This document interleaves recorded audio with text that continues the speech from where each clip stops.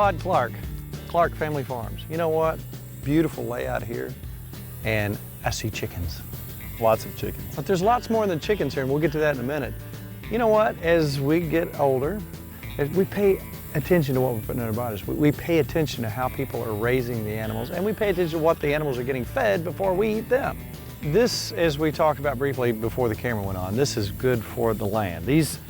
You're not going to smell this chicken farm. I don't think it would matter how many chickens you have out there, you're not going to smell this, and why is that? One thing is the rotation and the rest. And so we were talking about earlier, these chickens, not these chickens in particular, but these shelters started about 1,000 feet that direction early this spring. And so every day these shelters are moved on pasture. And so it gives the chicken a new environment every day, in a fresh, clean environment with lots of bugs, lots of grass, lots of good things that chickens like to do. And so I think that's another way that it's different from a confinement operation.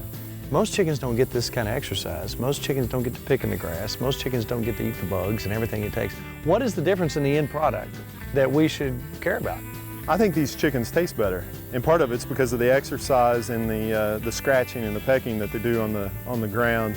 And then we don't use any antibiotics or growth stimulants with these chickens, but we don't have to because of the way that we're rotating the animals through. They have all the feed they can eat and all the water they can eat, plus able to hunt and peck and scratch on the ground. But we move these shelters every morning, top off the feed, top off the water, and at the end of 7 total weeks, 2 inside, 5 out, we're finished. And so the birds will then go from here to Marksbury Farm in Garrett County, where they're processed, and then from there they go to restaurants and supermarkets across the great state of Kentucky. So certainly it costs a little more to have that much labor into a chicken, to every day move it on pasture and to basically hand rear it versus huge confinement houses. But because of those little extra steps that we take with these birds, I think it makes for a better end product. How many chickens do you raise on this farm per year? Of meat chickens like behind us, this season we'll do about 15,000. And so we're doing batches of 1,000. We'll do 15 of those this season. So you're saying meat birds, so what are the other birds? So the other birds we raise we have egg layers. Gotcha. And those are raised in more of a free range atmosphere behind the netting, but not within a shelter.